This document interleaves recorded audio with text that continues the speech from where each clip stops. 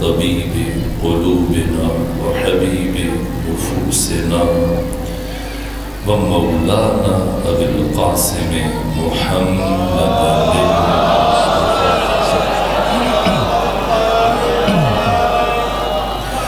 وأهل بيته الأطيبين الأطهرين الأنجلين المعصومين المظلومين ورحمة الله على أحبابهم وأصحابهم وشيبتهم ومحبيهم ومواليهم أجمعين ولعنة الله على أعدائهم ومنكري فضائلهم وغاسل حقوقهم من جرم عداوتهم إلى الآن ومن الآن إلى قيام يوم الدين وبعد يوم الدين أما بعد فقد قال حق سبحانه وتعالى في القرآن بسم الله الرحمن الرحيم إنما وليكم الله ورسوله والذين آمنوا الذين يقيمون الصلاة ويؤتون الزكاة وهم راكعون صلوات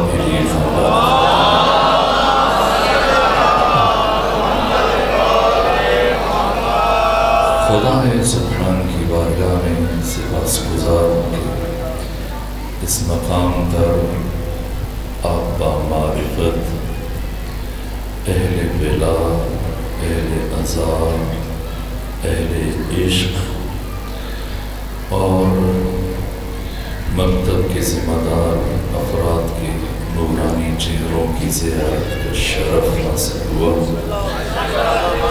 حق تعالیٰ آپ سب کو اپنی حفظ و پناہ میں رکھے، حوادث روزگار سے محفوظ اور معمون رکھے۔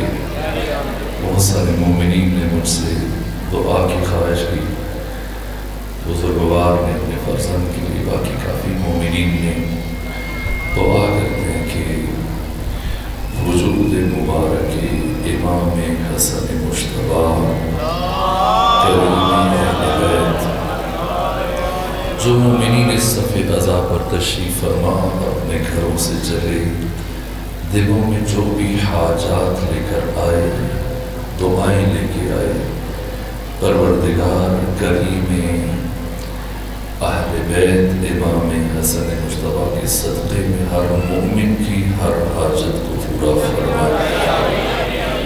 میرے عزیزو، مجھ سے خواہش کی گئی کہ میں اس آیہ مجیدہ سے متعلق کچھ گفتگو کروں، اور یہیں سے بارگاہ امام حسن مجتبیٰ میں حضرت کی ولایت کے چند ایک مظاہر بیان کرنے کی کوشش کروں گا۔ پہلے یہ سمجھا جائے کہ مقام عظمی ولایت کیا ہے، پھر ولایت امام حسن مجتبیٰ کو بیان کیا جائے۔ حق تعالیٰ نے قرآن مجید میں 86 مقامات پر لفظ ولی کو استعمال کیا۔ لفظ ولی قرآن حکیم میں 86 مرتبہ استعمال ہوا، لیکن جس طرح سے اللہ نے سورہ مبارکہ مائدہ میں مقام عظمی ولایت کو بیان کیا، اس طرح دیگر مقامات میں بیان نہیں فرمایا۔ سورہ مائدہ کا آغاز بھی ولایت ہے، انجام بھی ولایت ہے، وسط میں بھی مقام عظمی ولایت کو بیان کیا گیا۔ اس سورہ کی 55 نمبر آیت جسے میں نے آپ کے سامنے پڑھا، یہ آیت ولایت اس سورہ کی 67 نمبر آیت جس میں پروردگار فرما رہے یا ایھا الرسول بلغ ما انزل الیک من ربک وَإِن لَّمْ تَفْعَلْ فَمَا بَلَّغْتَ رِسَالَتَهُ یہ بھی اسی سورہ مائدہ کی آیت ہے، اسی سورہ کی تیسری آیت ہے، اليوم یئس الذین کفروا من دینکم، آج کے دن کافر تیرے دین سے مایوس ہو گئے، فلا تخشوہم، اب کبھی ان سے نہ ڈرنا، واخشون، مجھ سے ڈرنا،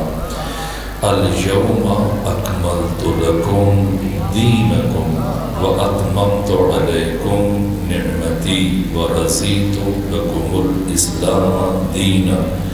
یہ بھی اسی سورہ کی آیت ہے، اور اسی سورہ کی 35 نمبر آیت جس میں خدا فرما رہا ہے، یا ایھا الذین آمنوا اتقوا اللہ وابتغوا الیہ الوسیلہ، اے مومنین تقوی خدا اختیار کرو اور وسیلہ تلاش کرو۔ یہ نہیں کہ بناؤ، نہ بنانا ہمارا کام نہیں، جو بنانا خدا کا کام ہے، جسے خدا نے بنایا ہم نے اسے تلاش کرنا ہے۔ اس سورہ کو جی چاہے تو سورہ مائدہ کہیں اور جی چاہے تو سورہ ولایت کہہ دیجیے، اس لیے کہ شروع سے لے کے آخر تک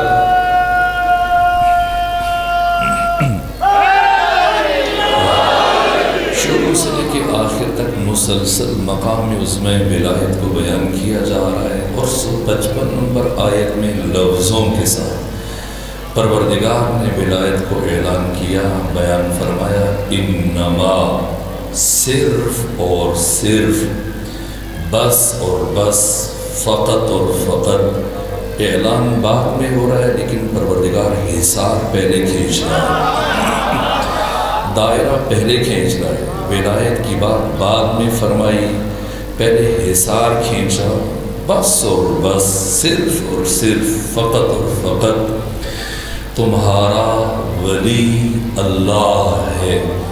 اپنی ولایت کا اعلان کیا تو اللہ کی ولایت کافی ہونی چاہیے تھی، جیسا آج کا مولانا جگہ جگہ لکھتا ہے، بیان کرتا ہے کہ صرف اور صرف یا اللہ مدد، باقی سب شرک و بدعت، صرف اللہ سے مانگنا چاہیے، صرف اللہ کی ولایت کافی ہے، ہمارے لیے اللہ ہی کافی ہے۔ یہ بات ہمیں کہنے سے پہلے خدا سے کہو کہ خدا اپنی ولایت کا اعلان کر کے رک جائے۔ خدا نے تو اپنی ولایت کو کافی نہیں سمجھا، ملنا خدا کی ولایت کو کافی سمجھ کے بیٹھ گیا۔ اگر اللہ نے اپنی ولایت کے اعلان کو کافی سمجھا ہوتا تو آیت یہیں پر مکمل ہو جاتی، انما ولیکم اللہ، اللہ تمہارا ولی ہے۔ اس کے بعد بات آگے نہیں بڑھنی چاہیے تھی، لیکن اللہ نے جیسے ہی اپنی ولایت کو بیان کیا، بلا فاصلہ فوراً فرمایا، وَرَسُولُهُ، اس کا رسول بھی تمہارا ولی ہے۔ کیا اللہ کی ولایت میں کمی ہے، کجی ہے، نقص ہے، عیب ہے؟ اللہ کی ولایت ناکافی ہے؟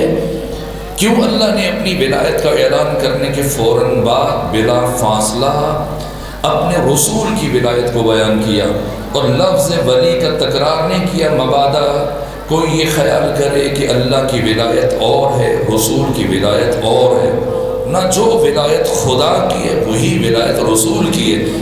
تو کیا اللہ کی ولایت میں کچھ کمی تھی جو اللہ نے اپنی ولایت کے اعلان کے فوراً بعد فرمایا، وَرَسُولُهُ، اس کا رسول بھی تمہارا ولی ہے؟ فلسفہ ضرورت ولایت رسول کیا ہے؟ کیوں اللہ نے اپنی ولایت کے اعلان کے بعد رسول کی ولایت کو بھی واجب قرار دیا؟ اس لیے کہ اللہ نے مجھے اور آپ کو اپنی معرفت کے لیے خلق فرمایا۔ کنت کنزم مخفیہ، میں ایک مخفی خزانہ تھا، احببت لکی اعرف، چاہا کہ پہچانا جاؤں، فخلقت الخلق، میں نے مخلوق کو پیدا کیا۔ فلسفہ تخلیق بشر، معرفت پروردگار، مجھے اور آپ کو خدا نے خلق ہی اپنی معرفت کے لیے پیدا کیا، اپنی معرفت کے لیے کیا۔ اور اس معرفت کے لیے پہلے مرحلے میں رابطہ چاہیے۔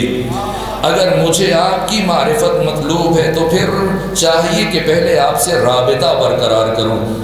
اگر آپ ملتان میں رہیں اور میں اسلام آباد میں، کبھی آپ سے ملاقات نہ ہو تو کبھی رابطہ نہ ہو، ممکن ہے کہ مجھے آپ کی معرفت ہو جائے؟ ممکن نہیں ہے۔ معرفت کے لیے رابطہ چاہیے۔ اللہ نے بشر کو معرفت کے لیے خلق کیا، اور معرفت رابطے کے بغیر ممکن نہیں۔ اور اللہ کا ہمارے ساتھ رابطہ کیسے برقرار ہو؟ اس لیے کہ اللہ زمان اور مکان کے حصار سے ماورا اور بالاتر ہے، اور ہم تمام انسان زمان اور مکان کے حصار میں مقید اور محصور ہیں۔ ہم زمان اور مکان کے حصار سے نکل نہیں سکتے، وہ کبھی زمان و مکان کے حصار میں آ نہیں سکتا۔ اگر وہ زمان و مکان کے حصار میں آ جائے وہ خدا نہیں رہے گا۔ ہم یہاں سے نکل نہیں سکتے، وہ زمان و مکان میں آ نہیں سکتا۔ تو جب ہم یہاں زمان و مکان سے باہر نہیں جا سکتے، وہ زمان و مکان کے حصار میں آ نہیں سکتا، تو رابطہ کیسے برقرار ہو؟ اور جب تک رابطہ برقرار نہیں ہوگا معرفت کا سفر شروع نہیں ہو سکتا۔ اور اگر انسان معرفت خدا حاصل نہ کر سکا، اس کی تخلیق کا مقصد برباد ہو جائے گا، ضائع ہو جائے گا۔ تو یہاں پر عقل بشر کہتی ہے کہ ایک ایسی ذات ہونی چاہیے جو زمانی ہوتے ہوئے زمانے کی حدوں کو چیرنے کی صلاحیت رکھتی ہو، اور جو مکانی ہوتے ہوئے مکان کی حدود کو توڑنے کی صلاحیت رکھتی ہو۔ اور اس ہستی کا نام جو زمین و زمان و مکان کی تمام حدود کو توڑ کر وہاں پہنچی جہاں پر نہ زمان کا تصور ہے نہ مکان کا تصور ہے، اس ہستی کا نام محمد مصطفیٰ صلی اللہ علیہ وآلہ وسلم، جو وہاں پہنچی نہ زمان کا تصور ہے نہ مکان کا تصور ہے۔ اور خدا نے فرمایا دنا فتدلی فکان قاب قوسین، شب معراج حبیب اپنے محبوب کے اتنا قریب جا پہنچا، اتنا قریب جا پہنچا، دنا فتدلی فکان قاب قوسین، دو کمانے او ادنا، یا اس سے بھی کم، کتنا کم یا خدا جانتا یا مصطفیٰ جانتا، لیکن ہم یہ جانتے کہ شب ہجرت محمد مصطفیٰ تمام زمینی اور زمانی تمام مکانی حصار توڑ کر اس نقطے پر پہنچے جہاں نہ زمین کا تصور ہے نہ زمان کا تصور ہے نہ مکان کا تصور ہے۔ وہ ذات خالق اور مخلوق کے درمیان مجرے فیض، واسطہ فیض، وسیلہ فیض، اس لیے اللہ نے رسول کی ولایت کو اپنی ولایت کے بعد واجب قرار دیا۔ لیکن اب اگلا سوال، جب آقا شب معراج تشریف لے گئے حق تعالیٰ کی بارگاہ میں اور جا کر خدا سے شرف یاب ہوئے، گئے مقام اسراء، سبحان الذی اسریٰ بعبدہ، گئے پہنچے معراج پر، اس انتہائی بلندی پر جس کے بعد پھر کوئی بلندی لائق تصور نہیں، تو کیا پہنچ کر صرف گئے یا خدا سے کوئی بات بھی ہوئی؟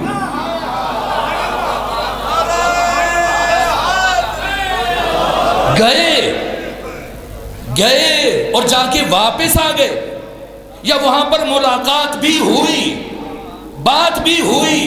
ہم تو برابر سارا سال جمعے کے خطبوں میں یہی سنتے ہیں، یہ بات کہی شب معراج خدا نے اپنے محبوب سے یہ فرمایا، یہ فرمایا، یہ فرمایا، تو سوچ میں پڑ جاتے کہ کہتے سب ہیں بات ہوئی اور اتنی باتیں ہوئی، تو کیسے ہوئی بات جبکہ خدا زبان نہیں رکھتا؟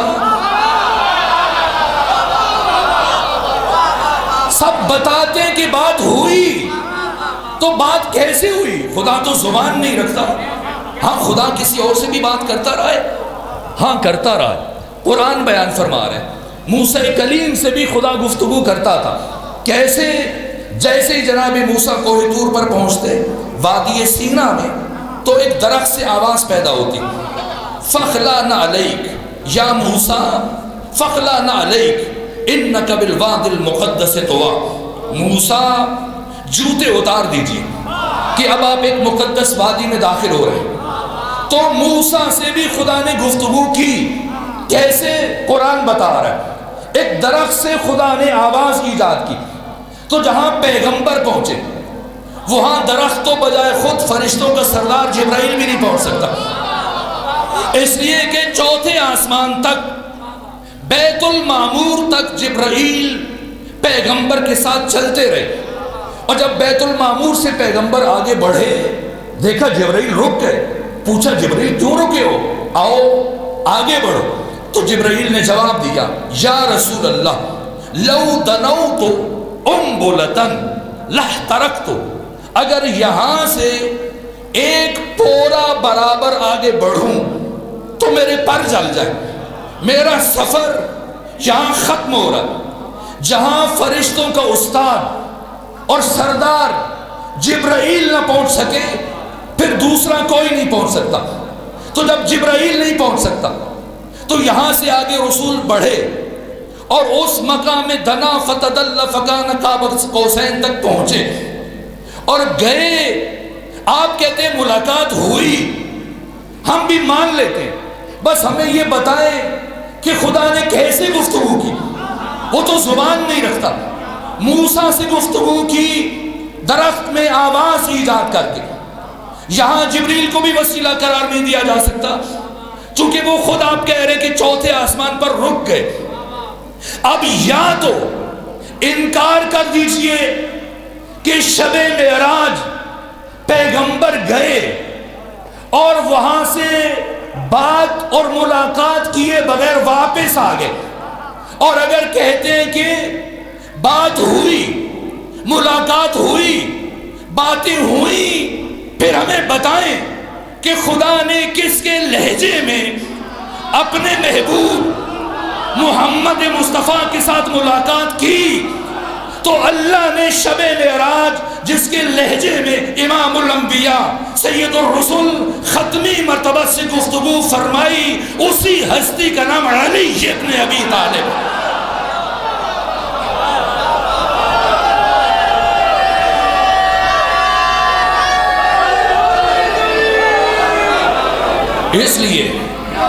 اس لیے جہاں رسول کی ولایت کا اعلان کیا پھر رسول کی ولایت کے اعلان پر بھی خدا نہیں رکے، آگے بڑھے اور فرمایا. پھر نام ذکر نہیں کیا. اگر خدا نام ذکر کر دیتا تو مسلمان بنو امیہ بنو عباس اس قرآن کا وہی حال کرتے جو عیسائیوں اور یہودیوں نے تورات انجیل اور زبور کا کیا. نام نہیں لکھے لیکن اوصاف اور علامات ایسی بیان کر دی کہ قیامت تک کے لیے وہ چہرے نکھر کر سامنے آ گئے. جو اللہ اور رسول کے بعد اسی مقام عظمہ ولایت پر فائز ہے. جو ولایت خدا کی ہے وہی ولایت ان کے لیے. کون؟ والذین آمنوا الذین یقیمون الصلاۃ ویؤتون الزکاۃ وہم راکعون.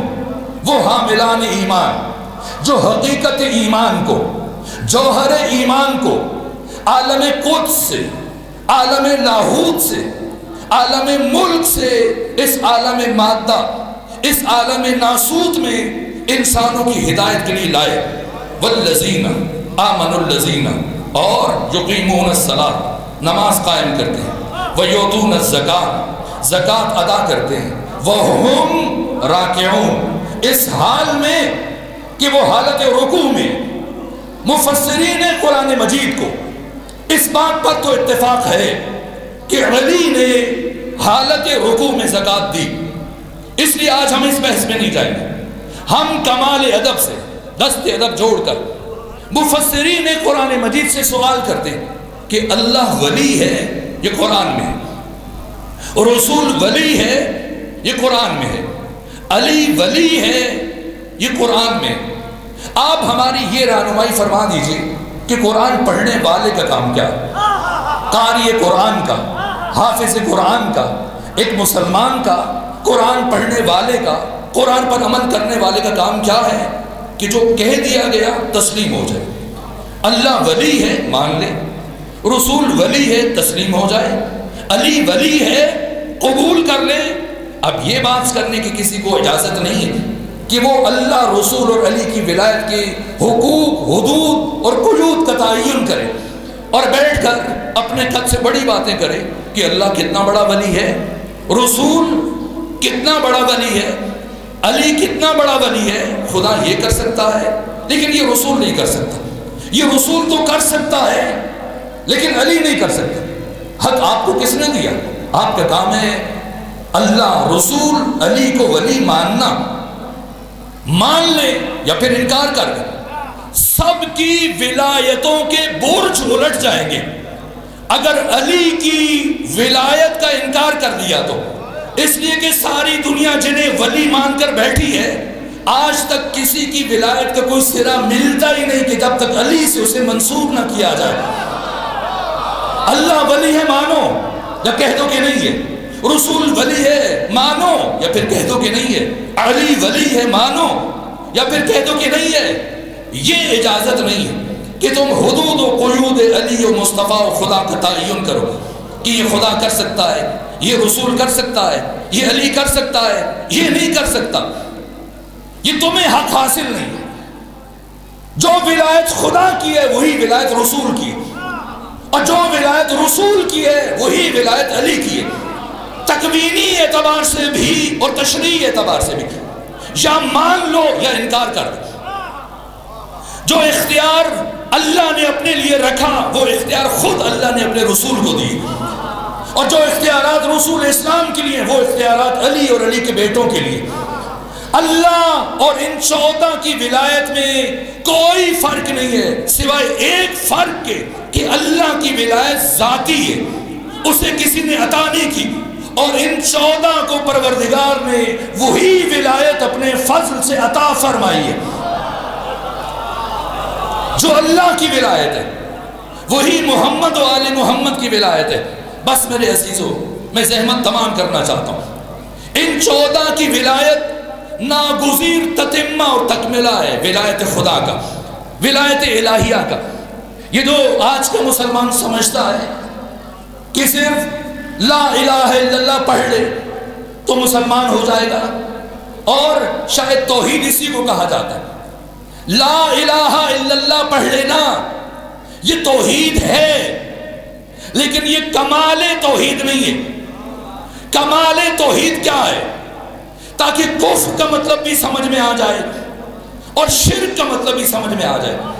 بس میں آپ کی زحمتوں کو تمام کر رہا ہوں۔ اس حقیقت کو 8ویں امام نے بازار نیشاپور میں بتایا، جہاں پر کم از کم 2 سے 2.5 لاکھ افراد موجود تھے اور صرف 28,000 قلمدان موجود تھے لکھنے والے۔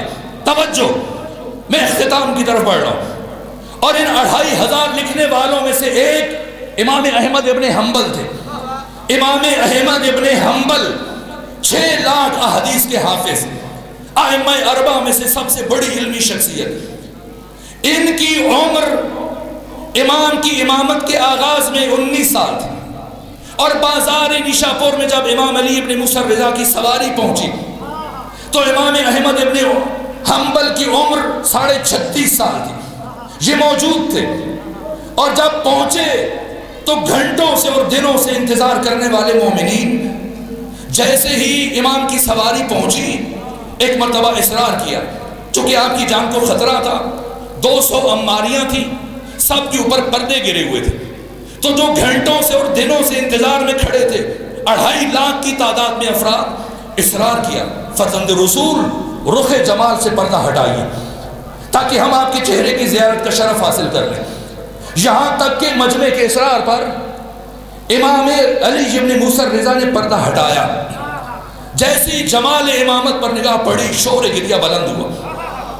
جو دیکھ رہا تھا اس درجہ مستغرق ہوا۔ بازار نیشاپور گریے کی آواز بلند تھی، یہاں تک کہ کچھ لمحوں کے بعد امام علی ابن موسیٰ رضا نے پردہ گرا دیا۔ پردہ گرایا، آگے بڑھے۔ جب آگے بڑھے تو مجمع سے اصرار پھر سے بڑھا، فرزند رسول رخ جمال کی زیارت عطا کر دی، اب کچھ بتا دیجیے، کچھ حدیث سنا دیجیے۔ دوبارہ پردہ ہٹا، لبھائے علی ابن موسیٰ الرضا میں جنبش پیدا ہوئی۔ فرمایا سنو، مجھ سے میرے بابا موسیٰ کاظم نے، ان سے ان کے بابا جعفر صادق نے، ان سے ان کے بابا محمد باقر نے، ان سے ان کے بابا علی زین العابدین نے، ان سے ان کے بابا حسین ابن علی نے، ان سے ان کے بھائی حسن مجتبیٰ نے، ان سے ان کے بابا علی ابن ابی طالب نے، ان سے رسول اللہ نے، اور رسول اللہ سے خود خدا نے یہ فرمایا۔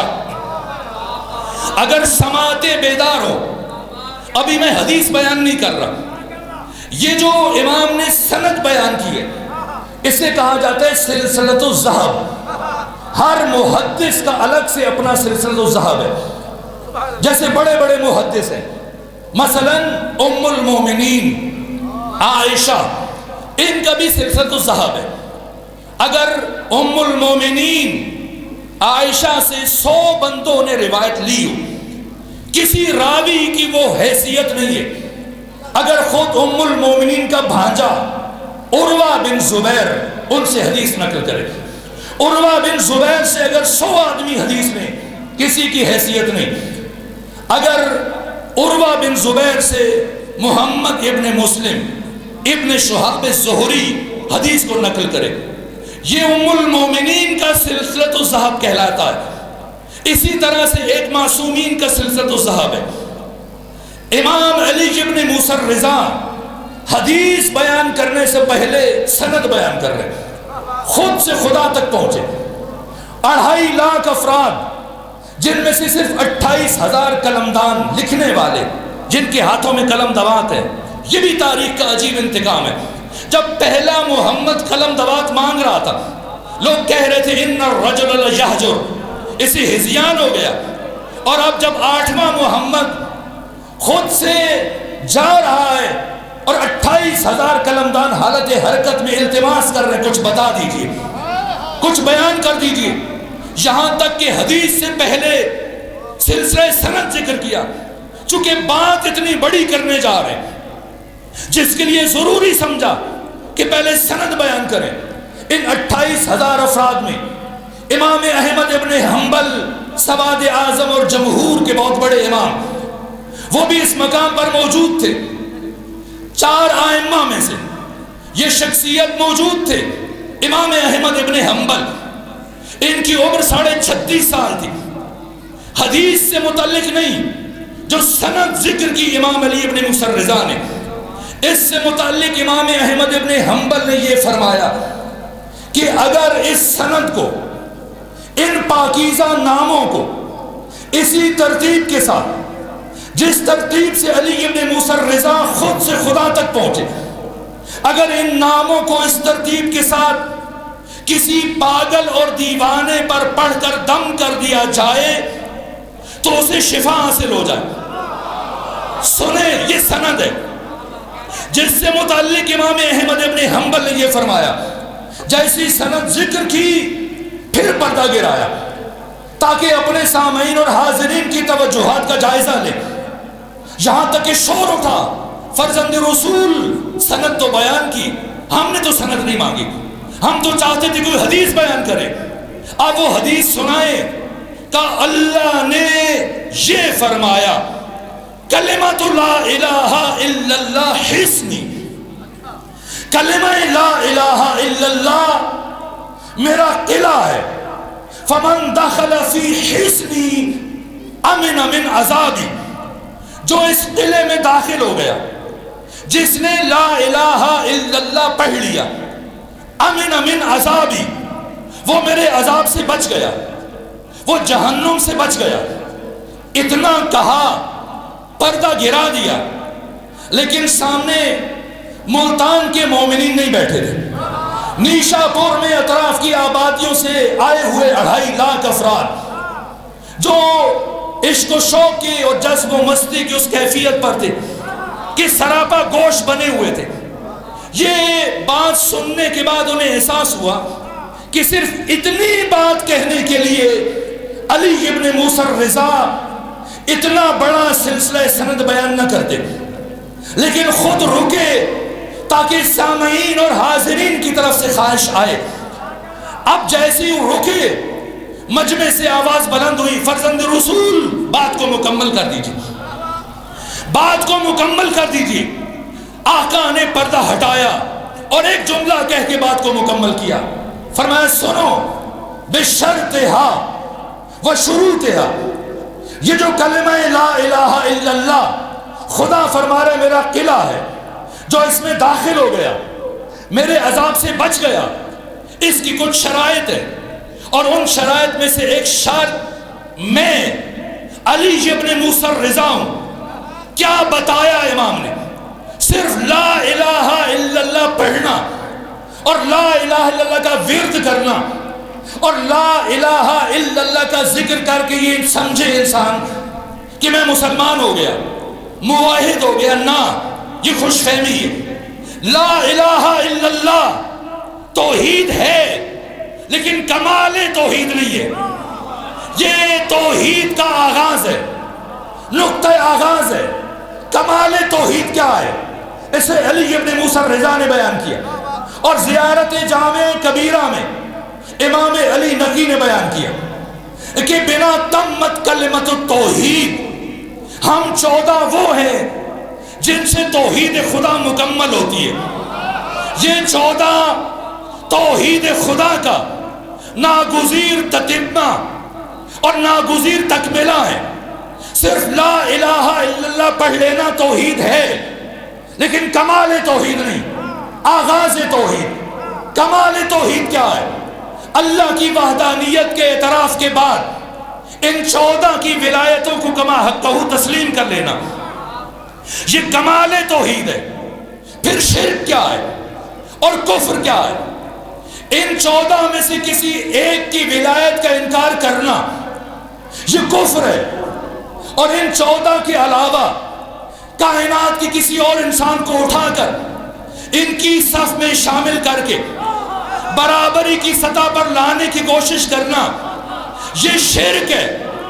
ان 14 کی ولایت خدا کی توحید کا ناگزیر تتمہ اور تکملہ، ان کی ولایت خود خدا کی ولایت ہے۔ جیسے امام احمد ابن حنبل نے بیان کیا، ولایت علی ولایت اللہ، علی کی ولایت خود خدا کی ولایت ہے۔ وَحُبُّهُ حُبُّ اللہ، علی سے محبت کرنا خود خدا سے محبت کرنا۔ یہ 14 اللہ کے طول میں، ان میں سے کوئی اللہ کے عرض میں نہیں ہے، نہ کوئی جاہل ملا ان 14 کو خدا کے مقابلے میں لانے کی کوشش کرے۔ اللہ کے مقابلے میں کوئی کچھ نہیں، یہ 14 خدا کے طول میں، ان کے اختیارات، ان کی عزت، ان کا شرف، ان کا کمال ذات خدا کا دیا ہوا، ان کی ولایت خدا کی طرف سے۔ اللہ علی کل شیء قدیر ہے۔ یہ 14 اس کائنات میں مظہر علی کل شیء قدیر ہے۔ اللہ لیس کمثلہ شیء، یہ 14 مظہر لیس کمثلہ شیء۔ اللہ نور السماوات والارض، یہ 14 مظہر نور السماوات والارض۔ اللہ لم یکن لہ کفوا احد، یہ 14 مظہر لم یکن لہ کفوا احد۔ یہ اللہ کے علم کے مظہر، اللہ کی مشیت کے مظہر، اللہ کی رضا کے مظہر، اللہ کے ارادے کے مظہر۔ اگر دیکھنا ہو تو 56 کتابیں مکتل کی، ابھی مخنف، منہاج الدموع، دمۃ الثاقبہ، نفس المحموم سب اٹھائیں، سیرت کی کتابیں اٹھائیں، تاریخ کی کتابیں اٹھائیں۔ روز عاشور جب حر ابن یزید الریاحی حسین ابن علی کی بارگاہ میں آئے، بیٹے اور غلام کے ہمراہ، آنکھوں پر پٹی باندھ کے، جب پوچھا امام حسین سے، فرزند رسول کیا میری توبہ قبول ہو سکتی ہے؟ جا کے پڑھیں مکتل سیرت اور حدیث اور تاریخ کی کتابیں، اور مجھے اٹھا کے دکھائیں کسی حدیث میں، کسی تاریخ میں یہ جملہ کہ حسین ابن علی نے فرمایا اچھا ٹھیک ہے میں تمہارے لیے دعا کروں گا، اللہ تجھے معاف کر دے گا، نہ، مکتب کی 56 کتابوں میں یہ جملے پڑھے میں نے. جیسے ہی حر ابن یزید الریاحی نے یہ کہا فرزند رسول کیا میری توبہ قبول ہو سکتی ہے، لبھائے حسینی میں جنبش پیدا ہوئی. فرمایا حر جا، اللہ نے تجھے معاف کیا. یہ 14 اس کائنات میں اللہ کی مشیت کے مظہر، اللہ کی رضا کے مظہر، اللہ کے صفات جلال و جمال کے مظہر تام، ان سے مانگنا ایسا ہی ہے جیسے خود خدا سے مانگنا. اس لیے کہ یہ 14 اللہ کی مشیت کے ظرف ہیں، یہ اللہ کے مقابلے میں نہیں ہے. انہیں خود خدا نے معین فرمایا. ان کے پاس جانا، ان سے مانگنا ایسا ہی ہے جیسے خود خدا سے مانگنا. اگر انسان خدا سے مانگ لے اور کہے یا اللہ مدد، تو اللہ مدد کرے گا. اللہ اپنے بندوں کی بات سنتا ہے. اور اگر کوئی کہے یا رسول اللہ مدد، اللہ پھر بھی مدد فرمائے گا. اگر کوئی کہے یا علی مدد، خدا پھر بھی مدد فرمائے گا. اگر کوئی کہے یا مہدی مدد، اللہ پھر بھی مدد فرمائے گا. یہ آپ کو اختیار ہے، چاہے یا اللہ مدد کرے، چاہے یا رسول اللہ مدد کرے، چاہے یا علی مدد کرے، چاہے یا مہدی مدد کرے. جس سے بھی مدد مانگے آپ کو مدد مل جائے گی. لیکن اگر کوئی بدبخت اپنے دل میں علی ابن ابی طالب کا بغض اور کینہ رکھتے ہوئے یا اللہ مدد کہے گا، اسے مدد تو نہیں ملے گی، لعنت یقیناً مل جائے گی.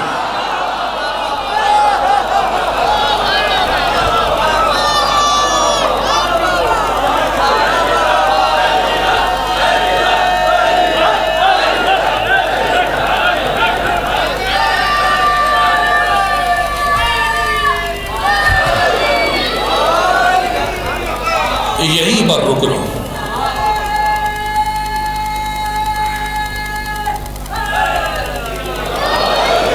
اتنی ہی بلند صلوات بھیجیے خاندان فاطمہ.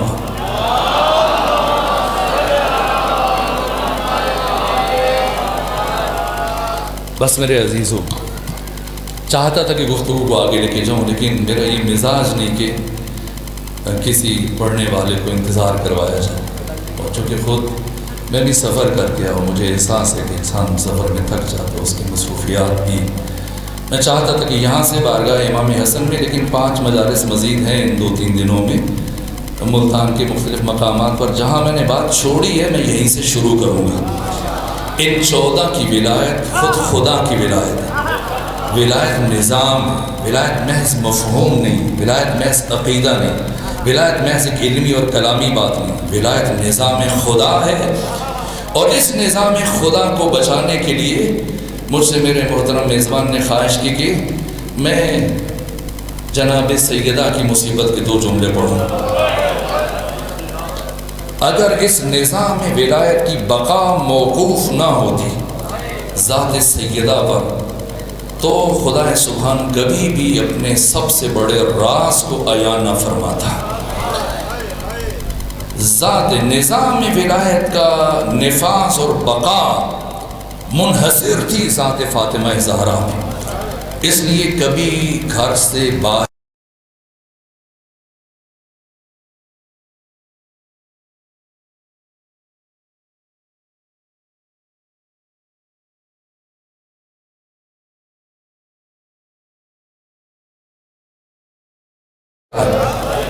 کہا بابا اس دنیا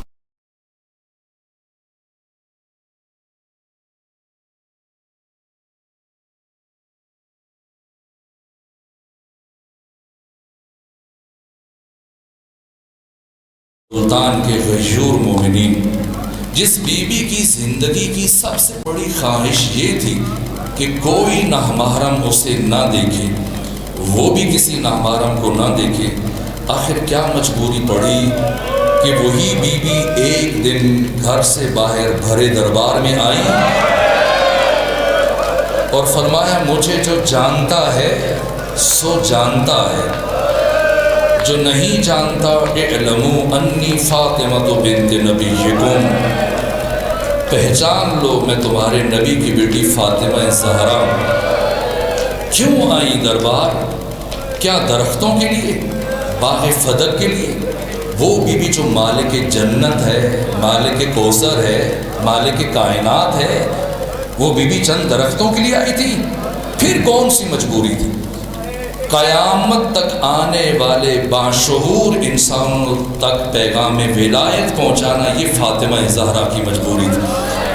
قیامت تک آنے والے غیور انسانوں کو مومن بنانا یہ فاطمہ زہرا کی مجبوری تھی۔ لیکن کتنا طولانی سفر تھا، کتنا طولانی سفر تھا۔ بظاہر چند منٹ کا سفر تھا، لیکن بباطن یہ سفر صدیوں پر محیط تھا، اس لیے کہ اس سفر کے بعد فاطمہ زہرا جب پلٹ کر گھر آئیں، جب گھر سے چلی تھی سارے بال سیاہ تھے۔ جب فاطمہ زہرا پلٹ کر آئیں، سر کے سارے بال سفید ہو چکے۔ میرے عزیزوں، آج لوگ سند کی بات کرتے ہیں، کون سی کتاب میں لکھا ہے؟ امام مسلم اور امام مسلم ابن حجاج اور امام اسماعیل بخاری، جنہوں نے صحیح بخاری اور صحیح مسلم لکھی، خود ان کے اساتید ابن ابی شیبہ جو لاکھوں احادیث کے لکھاری ہیں، انہوں نے اپنی کتابوں میں لکھا، اور ہمیں کسی اور کتاب کی ضرورت نہیں ہے۔ صاحب مفاتیح الجنان شیخ عباس قمی، یہ مفاتیح جو آپ کے ہر گھر میں پڑھی ہے، کس نے لکھی؟ شیخ عباس قمی۔ یہ شیخ عباس قمی جنہوں نے مفاتیح الجنان لکھی، انہوں نے اپنی زندگی میں ایک اور کتاب لکھی، بس 2 جملے، بیت الاحزان، اور بیوی کے مصائب اور شہادت کو بیان کیا، اور آغاز میں ایک بات لکھی، کہا کہ شہادت حسین کے 2 سال مکمل ہونے کے بعد مدینے سے ایک بہت بڑی شخصیت کا بیٹا شام گیا، اور شام جا کر اس نے یزید سے شکوہ کیا، یزید تم نے حسین کو قتل کیا، حسین کے بھائیوں کو مارا، بیٹوں کو مارا، اصحاب کو مارا، اگر تو یہاں تک رک جاتا تو میں کبھی شکایت کے لیے تمہارے پاس نہ آتا، لیکن تمہیں حق نہیں تھا کہ تو رسول زادیوں کو اور نبی زادیوں کو ننگے سر درباروں میں اور بازاروں میں تماشائیوں کے سامنے لے کے آتا۔ یہ سنا یزید کا چہرہ غصے سے سرخ ہو گیا۔ اس نے کہا کوئی اور یہ بات کرتا میں سن لیتا، تمہیں یہ حق نہیں دیتا کہ تم یہ بات مجھ سے کہو، کہ میں کیوں نہیں کہہ سکتا؟ یہاں یزید اٹھا، لکڑی کے ایک صندوق سے ایک تحریر لے کے آیا، خط لے کے آیا، اور آنے والے کی طرف اس خط کو بڑھایا۔ اس نے پوچھا یہ کیا ہے؟ یزید نے کہا یہ تمہارے باپ کا خط ہے جو اس نے مدینہ سے میرے باپ کو شام میں بھیجا تھا۔ لکھنے والے نے کیا لکھا؟ میں خلاصتاً عرض کروں گا۔ لکھنے والے نے لکھا امیر شام کو، کہا کہ میں نے اپنے ایک غلام کو علی کے گھر روانہ کیا کہ علی آئیں، آ کر حزب حاکم کی بیعت کریں، لیکن اس گھر سے ایک کنیز دروازے پر آئی اور اس نے میرے غلام کو پیغام دیا کہ جاؤ اور جا کر فلاں سے کہو کہ آقا علی قرآن کی تدوین اور جماوری میں مصروف ہے، اور جب تک تدوین قرآن کا کام مکمل نہ ہو جائے آقا علی باہر نہیں آئیں گے۔ کہ جب میرا بھیجا ہوا غلام علی کے بغیر خالی ہاتھ آیا تو میں نے چند افراد کو روانہ کیا اور انہیں یہ کہہ کے بھیجا کہ اب کی دفعہ علی سے کہنا کہ اگر وہ اب نہ آئے تو فلاں کہہ رہا تھا کہ لینے کے لیے میں خود آؤں گا۔ اب جو یہ افراد آئے، اب کی دفعہ ثانی زہرا دروازے کے پیچھے آ کے کھڑی ہوئی اور کیا کہا؟ پیغام دیا کہ جا کے فلاں سے کہنا جب تم نے حکومت ہم حق کے اہل بیت تک چھین لی ہم سے تو اب مزید ہم سے کیا چاہتے؟ اگر تم یہ سمجھ رہے ہو کہ علی سے بیعت لینے میں کامیاب ہو جاؤ گے تو فاطمہ زہرا کی زندگی میں ایسا ممکن نہیں ہے۔ کہ جب دوسری مرتبہ میرے بھیجے ہوئے افراد خالی ہاتھ واپس آئے تو میں نے 50 افراد کو اپنے ہمراہ لیا، ہم نے لکڑیاں اٹھائیں، ڈنڈے اٹھائے، تلواریں اٹھائیں، جلانے کا سامان اٹھایا، سب کے سب علی کے بیت الشرف کی طرف بڑھے، پہنچ کر میں نے قنفس سے کہا اب در علی پر دستک دو. اب جو قنفس نے دستک دی میں نے محسوس کیا علی دروازے کی طرف بڑھ رہے. لیکن اس سے پہلے کہ علی دروازہ کھولتے نبی زادی علی کے سامنے آ کے رکی اور علی سے یہ کہا جو میں نے سنا. نبی زادی نے علی سے کہا اے علی جب تک میرے بابا محمد مصطفیٰ زندہ رہے کبھی انہوں نے خود تلوار نہیں اٹھائی. ہمیشہ آپ نے میرے بابا کا دفاع کیا اس لیے کہ اس وقت روئے زمین پر حجت خدا میرے بابا تھے اور آج روئے زمین پر حجت خدا آپ ہیں. اس لیے آج آپ خود اپنا دفاع نہیں کریں گے, آج نبی زادی آپ کا دفاع کرے گی. علی نے فاطمہ زہرا کو جواب دیا جیسے نبی زادی مناسب سمجھتی. اب فاطمہ زہرا دروازے پر آئیں اور میں نے دوبارہ آواز بلند کی نبی زادی علی کو باہر بھیجو. فاطمہ زہرا نے جواب دیا میری زندگی میں علی نہیں آئیں گے. کب باہر بھیجو ورنہ ہم اس دروازے کو آگ لگا دیں گے. فاطمہ زہرا نے کہا کیا تم نبی زادی کے دروازے کو آگ لگاؤ گے؟ تو لکھنے والے نے یہ لکھا. میں نے کہا ہم آگ لگائیں گے اور ضرور لگائیں گے اگر علی کو نہ بھیجا گیا. کہا بس میں نے قنفس کو اشارہ کیا اب آگے بڑھو دیر نہ کرو در فاطمہ کو آگ لگاؤ. کہا میرے کہنے پر قنفس آگے بڑھا. اس نے دروازہ علی و بطول کو آگ لگائی.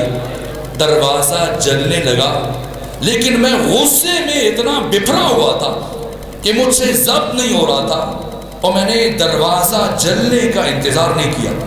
آگے بڑھ کر میں نے جلتے ہوئے دروازے کو پاؤں کی ٹھوکریں مارنا شروع کی اور تھوڑی دیر کے بعد وہ دروازہ گرا. اے ملتان کے غیور مومنوں مجھے بتاؤ کیا وہ دروازہ زمین پر گرا؟ زمین پر گرا؟ اے کاش زمین پر گرا ہوتا. لیکن میں کیا کہوں امام زمانہ فرماتے ہیں میں اس لمحے کو کبھی نہیں بھلا سکتا جب میری دادی فاطمہ زہرا جلتے ہوئے دروازے اور دیوار کے درمیان تھی اور اس دروازے کی کیل میری دادی کے بازو میں پیوست ہو گئی. دروازہ گرا اور لکھنے والے نے خود لکھا 50 میں سے 11 افراد اس دروازے کو رونتے ہوئے علی کے گھر میں داخل ہوئے اور فاطمہ زہرا کی آواز بلند ہوئی فضا میری طرف بڑھو کہ میرا محسن شہید ہو چکا. فضا میری پسلیاں ٹوٹ چکی ہیں. یہ 11 افراد علی کے بیت الشرف میں داخل ہوئے اور لکھنے والے نے لکھا میں سب سے آگے تھا. میں نے چاہا کہ میں رسی علی کے گلو اطہر میں ڈالوں لیکن اس سے پہلے کہ میں علی کے قریب پہنچتا مجھے نہیں معلوم فاطمہ زہرا کس طرح سے اٹھی اور اٹھ کر اس حالت میں میرے اور علی کے درمیان آ کے کھڑی ہو گئی. میرے اور علی کے درمیان حائل ہو گئی اور مجھ سے کہا ہے فلاں تو فاطمہ زہرا کی زندگی میں کبھی علی تک نہیں پہنچ پائے گا. میں نے کہا نبی زادی درمیان سے ہٹ جا ورنہ ایسا ظلم کروں گا کہ تو ہٹنے پر مجبور ہو جائے گی. فاطمہ زہرا نے کہا فلاں میں قیامت تک نہیں ہٹوں گی. کہا ایک مرتبہ خط لکھنے والے نے لکھا کہا ایک مرتبہ میں نے اپنا بازو فضا میں بلند کیا اور پھر پوری طاقت سے ایک ایسا تماچا نبی زادی کے رخسار پر مارا کہ فاطمہ زہرا زمین پر گری. ہم نے علی کے گلے میں رسی ڈالی اور علی کو لے کے چلے. بس میرے عزیزوں مجھے معاف کرنا آخری جملہ سنو میں تمہاری زحمتیں تمام کروں. رسی ڈال کے لے کے چلے. اس سارے واقعے میں وہ پہلا شخص مدینے میں موجود نہیں تھا, باہر تھا. جیسی پلٹ کر مدینے آیا اس نے دوسرے سے پوچھا میں نے سنا ہے تو نے نبی زادی کے دروازے کو آگ لگائی. اس نے کہا ہاں میں نے آگ لگائی. کہا میں نے سنا ہے نبی زادی نے بڑی مقاومت دکھائی. کہا بڑی مقاومت دکھائی. کہا میں نے سنا ہے نبی زادی علی کا دامن نہیں چھوڑ رہی تھی؟ کہاں نہیں چھوڑ رہی تھی؟ کہ پھر بتا کیسے چھڑوایا؟ کیسے چھڑوایا؟ کہ ہم نے علی کے گلے میں رسی ڈالی اور علی کو دربار کی طرف کھینچنا شروع کیا، اور نبی زادی نے اپنا ہاتھ علی کی قبا میں ڈال دیا، علی کی قبا میں ڈال دیا۔ ہم نے سوچا خاتون ہے، زخمی ہے، کمزور ہے، اگر ذرا زور سے علی کو کھینچیں گے تو نبی زادی کا ہاتھ چھوٹ جائے گا۔ لیکن اے فلاں، جیسے جیسے ہم علی کو کھینچ رہے تھے، نبی زادی نے اتنی مضبوطی سے علی کے دامن کو پکڑ رکھا تھا کہ ویسے ویسے نبی زادی علی کے ساتھ کھینچتی چلی جا رہی تھی، کھینچتی چلی جا رہی تھی۔ کہ پھر بتا کیسے چھڑوایا؟ کیسے چھڑوایا؟ کہ بس چھڑوا لیا، چھڑوا لیا۔ کہ بتا کیسے چھڑوایا؟ کہ میں نے اچھی طرح سے سمجھ لیا، نبی زادی نے اتنی مضبوطی سے علی کے دامن کو پکڑا ہے قیامت تک نہیں چھوڑے گی۔ کہ میں نے ایک مرتبہ داہنے دیکھا، ایک مرتبہ باہنے دیکھا، میرے قریب کنفس کھڑا تھا، اس کی کمر بند میں تازیانہ تھا، میں آگے بڑھا، وہ تازیانہ نکالا اور فضا میں لہرانے کے بعد اس زور سے وہ تازیانے نبی زادی کے ہاتھوں پر مارے۔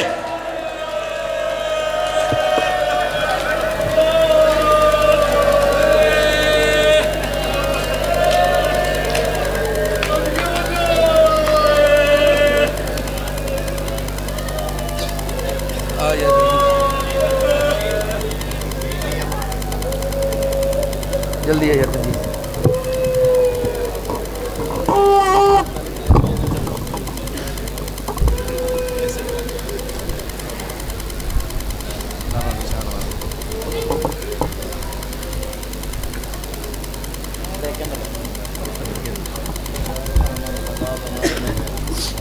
جلدی جلدی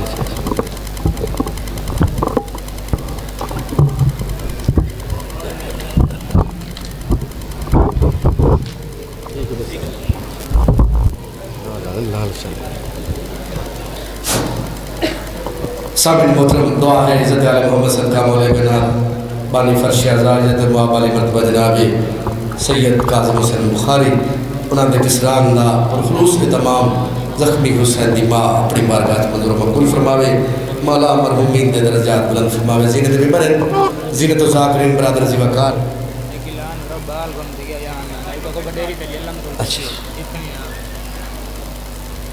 ذاکر با مداحی آل محمد کاری القصید سفیر اعزا جناب زوار ملک ناہید عباس جگ 8 کروڑ لالیسن خطاب کرسن مہدی پاک برآمد کرسن حضرت امیر قاسم دی شہادت بیان کرسن، اور انہوں فوراً بعد ذاکر دنیا دا ایک بہت خوبصورت نام ذاکر با مداحی آل محمد کاری القصید سفیر اعزا بار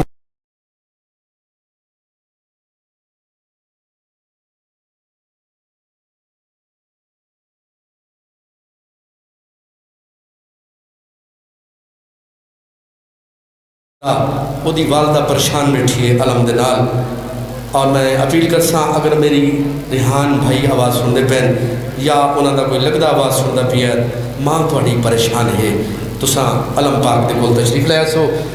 تو زینت ممبرین، زینت و ذاکرین برادر زی وقار سفیر اعزا بحر مسائب کاری القصید جناب زوار ملک ناہید عباس جگ 8 کروڑ لالیسن بر محمد وال محمد بلندتر صلوات۔ بھائی امام لو پاک سائیں ڈاری بطول تو اللہ ٹوریا قبول فرماوے۔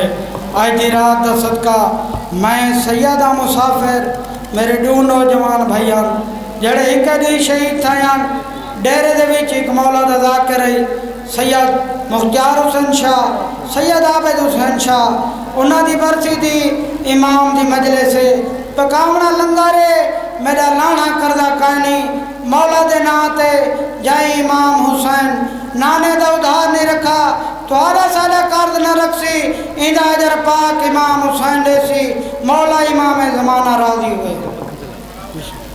آگے چل دکھنا جو مدد دے پہلے چل دکھنا ہوتا ہی تو زینت ممبرین، زینت و ذاکرین برادر زی وقار سفیر اعزا بحر مسائب ذاکر اسیر بغداد جناب زوار ملک ناہید عباس جگ آپ کو لالی سن بر محمد والی محمد بلندر صلوات.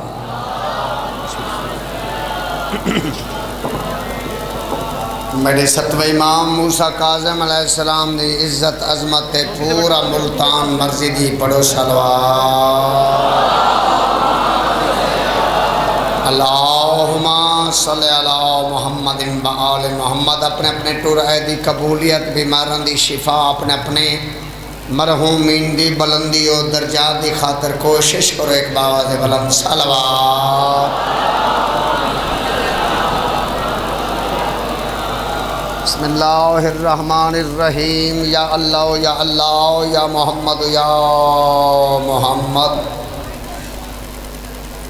یا علی یا علی یا حسن یا حسن یا مولا حسین علیہ السلام یا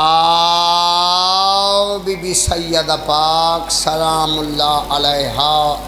اکھاں بند صلوات بلند.